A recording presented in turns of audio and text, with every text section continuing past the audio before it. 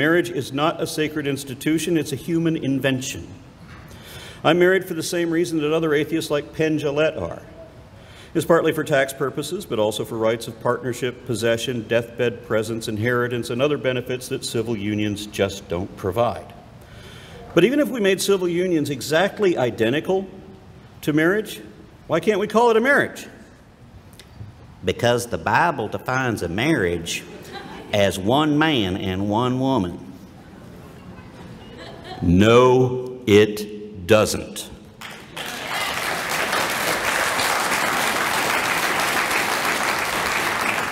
It is so irritating when everybody says that because it's so wrong. First of all, the Bible doesn't define marriage at all. Secondly, if it did, that's not the description that it gives. The way the Bible describes marriage is creepy, criminal, and cruel.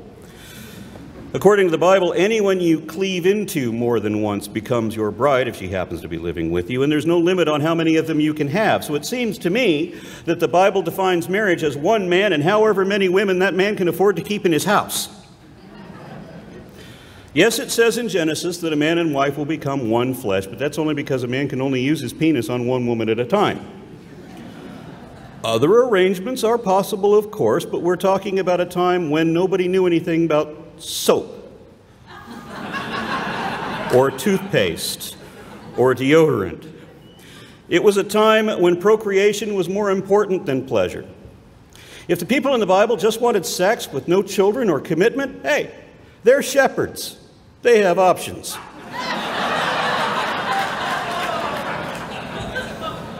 Remember, it's only adultery if the woman is already married.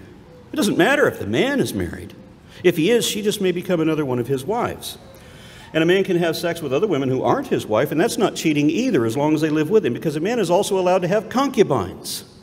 And a concubine is a sort of a sexual servant who serves no other purpose and has no claim to your estate. Your wife may not have claim to your estate either, because when you die, your wife might become your brother's sexual property. That's how the Bible defines marriage. The Bible does not prohibit multiple wives nor incest either. As a matter of fact, both are promoted. However, when your father dies, your mother does not become your wife. And you can't inherit any of his other wives either. And the reason that the Bible gives for that is because that would be like looking up your father's skirt. We're going to dabble in some divine wisdom in this speech. So a man can have multiple wives and a collection of personal harlots, but he can also have sex with his slaves, and that's not cheating either. You've heard of friends with benefits? You can call this your property rights. That's the only way that makes sense, because according to the Bible, all women are property, and property doesn't have rights. Now, some people equate having sex with slaves to rape, because the slave doesn't have any choice. But according to the Bible, women don't have any choice anyway, and rape can be a prelude to matrimony. If you're a Bronze Age Israelite and you see some young cutie walking unescorted, if you like her, you want her, you can have her, even if she doesn't want you. Now, if you rape a married woman, then it's a death sentence for both of you, because the Bible is stupid like that. But if she's not promised to someone else, and you rape her and you get caught, then you have to pay her father 50 shekels of silver, and she's yours. He may not want her back after that, even his own child, because an unmarried woman who wasn't a virgin was considered damaged goods back then. So they had this rule that if you pop it, you buy it. So your victim becomes your bride, and you're stuck together forever and can never get divorced. So be careful who you rape. That's actually the cheaper and easier way to get a bride. If a man takes a wife and decides he doesn't like her, if he can prove that she wasn't a virgin, or if he can convince other people that she was probably not a virgin, then she'll be murdered on her father's doorstep, because according to the God of infinite mercy, that's the moral thing to do. But if she can prove that she was a virgin, then she must remain married forever to the man who hates her, because that's divine wisdom too. That unpleasant arrangement for both of you will also cost you 100 shekels, whereas you can marry your rape victim for half the price.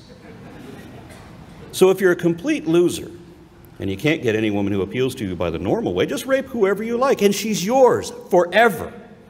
She'll always have to submit to your demands because the way the Bible defines marriage, you are Lord over her. And there is nothing she can do about it. There's nothing any of your wives can do about it, nor your mistresses, nor your slaves either. Actually, your female slaves can leave, but only if you neglect them. Now, if we're going to be talking about religious family values, we're talking about this. Because the Bible says you can sell your daughter as a sex slave, and she can never leave unless her master refuses to breed her or feed her. Then she can leave, penniless, homeless, and unprotected, to wander a world where only virgins and servants have any value.